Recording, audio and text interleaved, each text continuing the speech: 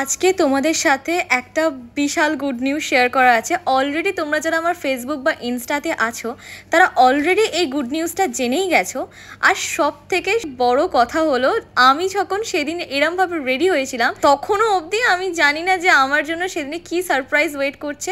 কোথায় গিয়েছিলাম সেটা অবশ্যই তোমাদের সাথে শেয়ার করব। তার আগে বলে রাখি, দিনটা ছিল জামাই ষষ্ঠীর দিন, আর আমার সেদিনকে বাড়িতে আসতো দিদিভাই আর জিজু।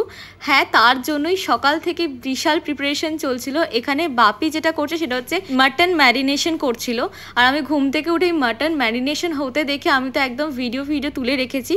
যদিও আমার সেই জায়গাটা যাওয়ার কোনো রকম কোনো শিওরেন্স ছিল না, মানে আমি ভাবছিলাম হয়তো নাও যেতে পারি। তারপর সোজা রান্নাঘরে গিয়ে দেখি বনু সকাল সকাল ঘুম থেকে উঠে সোজা রান্নাঘরে চলে গেছে। বিশাল রান্না করছিল, পাবদা মাছ ছিল, তার সাথে ছিল দই কাতলা, তার সাথে ছিল চিংড়ি মাছ, আর মাটনটা তো রান্না করেছিল বাপি। তো এখানে আমি একটু ক্লিপিং নিয়েছি কারণ তখন সবে রান্না বান্না শুরু হয়েছিল।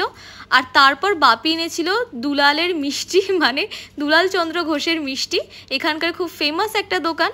তারপর আমি রেডি হয়ে গেছিলাম কারণ সেদিন ছিল শিবপুর দীনবন্ধু কলেজের সোশ্যাল, মানে অ্যানুয়াল ফাংশন যেটা হয়ে থাকে। আর অনেক যুগ অনেক সোশ্যালে, মানে নিজের কলেজের সোশ্যালও অনেক দিন অ্যাটেন্ড করা হয়নি, মানে লাস্ট যবে থেকে কলেজ শেষ হয়ে গেছে সোশ্যাল অ্যাটেন্ড করা শেষ হয়ে গেছে। তো এখানে আমার একটা বোন কাম ফ্রেন্ড বলতে পারো, অবশ্য সে 3rd ইয়ারে পড়ছে। তো এই হলো দ্যুতিশ্রী, ও না থাকলে হয়তো আমি পাস পেতাম না। যাই হোক, ও যেহেতু এই কলেজে পড়ে তো এক্সট্রা পাস পেয়েছিল, যার জন্য ও আমাকে দিয়ে দিয়েছিল। গিয়ে দেখি অঙ্কিতার গান শুরু হয়ে গেছে আর এখানে পাসগুলো চেক করা হচ্ছিল। যাই হোক, আমি তো ভীষণ খুশি ছিলাম, মানে বহুদিন পরে যাচ্ছি সোশ্যালে। আর সোশ্যাল মানেই যেটা কলেজ লাইফে আমরা দেখে এসেছি, ভীষণ মজা হয়, লাইক প্রচুর নাচানাচি হয়, সব কিছু হয়। যবে থেকে আমার কলেজ লাইফ শেষ হয়েছে, অন্তত এই মুহূর্তটাকে আমি ভীষণ মিস করতাম। মানে ও না থাকলে হয়তো আজকে আসাও হতো না। আর যেহেতু বাড়িতে জামাই ষষ্ঠী উপলক্ষে দিদি জামাইবাবু আসবে, সেই জন্য আমি অনেক দোনামোনা করছিলাম যে যাবো কি যাবো না, বা মিস করে যাব জামাই ষষ্ঠীটা। কিন্তু তারপর ভাবলাম না, তোমরা জানোই যে কদিন আগে আমার প্রচণ্ড মন খারাপ ছিল, মানে আমি কি করেছি না করেছি নিজেই বুঝতে পারতাম না। যার জন্য ভাবলাম যাই ফাটিয়ে নাচ করে আসি, যাতে করে মন প্রাণ সব একদম ভালো হয়ে যাবে। যাই হোক, এখানে এত গরম হচ্ছিল, আর এই ফাংশনটা হচ্ছিল নেতাজি ইনডোর স্টেডিয়ামে। আর প্রথমে ছিল অঙ্কিতা ভট্টাচার্যার গান, তারপর ছিল সতীশের গান। তো এখানে আমরা সবাই ভীষণ নেচেছি, ভীষণ। বিশ্বাস করো, এখানে দ্যুতিশ্রী ছাড়া আমি কাউকে চিনি না, কিন্তু যেহেতু দ্যুতিশ্রী সবাই বান্ধবী হয়, তো নাচতে নাচতে সবাই বন্ধু হয়ে গেছে।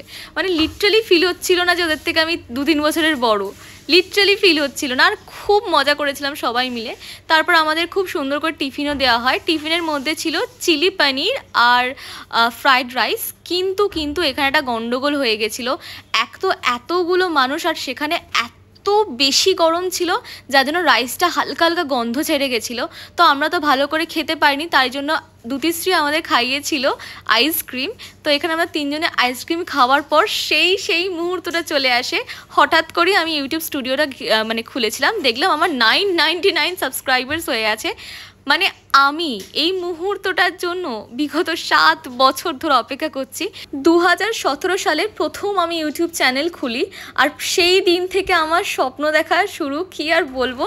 তো ফাইনালি আমার 1000টা সাবস্ক্রাইবার ইউটিউব চ্যানেলে পুরো হয়ে গেছে। তো তোমরা যারা জানো না যে আমার ইউটিউবের চ্যানেল আছে, তাদেরকে বলে রাখি, যাও ইউটিউবে ডি ডায়েরিজ বলে সার্চ করো। আমার প্রচুর ভিডিও আপলোড করা থাকে, মানে আপলোড করা আছে। ফেসবুকে যা দেখতে পাও সেটাই ইউটিউবেও দেখতে পাবে, বুঝলে। এবার ব্যাপারটা হচ্ছে, এখানে কেকের গান হচ্ছিল লিটারালি। সতীশ বলে যিনি পারফর্ম করছিলেন, উনি কেকের একটা গান করছিলেন। আর তোমরা যারা জানো তারা জানোই যে আমি কেকের বিশাল বড় ভক্ত, মানে বিশাল বড় ভক্ত। তো এখানে কেকের গান হবে, আর আমি সেখানে লিপসিং করবো না, বা আমি নাচবো না, বা আমার ভালো লাগবে না, এটা জাস্ট হতে পারে না। তোমরা যারা সোশ্যাল অ্যাটেন্ড করেছো, বা যারা লাইফের প্রথম সোশ্যালে গেছো, তোমাদের এক্সপিরিয়েন্স কেমন অবশ্যই আমাকে কমেন্টে জানিও, আমার ভীষণ ভালো লাগবে। আর তোমরা কি কেউ ডিবি কলেজের সোশ্যালে ছিলে সেটাও কিন্তু আমাকে কমেন্টে জানিও, কেন কি আশেপাশ থেকে অনেকেই আমার ব্লগস দেখে থাকে। বাড়িতে এসে জামাই ষষ্ঠীর খাবার আমি রাতে খেতে বসেছিলাম, তো মা সব কিছু ডেফিনেটলি আমাকে একদমই দেয়নি, পাবদা মাছটা দিয়েছিল আর মাটনের যে বাপি যে মাটন কষার বা ঝোল মাটনের বানিয়েছিল সেটাই দিয়েছিল। আজকের ভিডিওটা কেমন লাগলো অবশ্যই জানিও। দেখা হচ্ছে নেক্সট ব্লগে। পুরীর ব্লগগুলো দেখতে কিন্তু একদমই মিস করো না। Tata bye.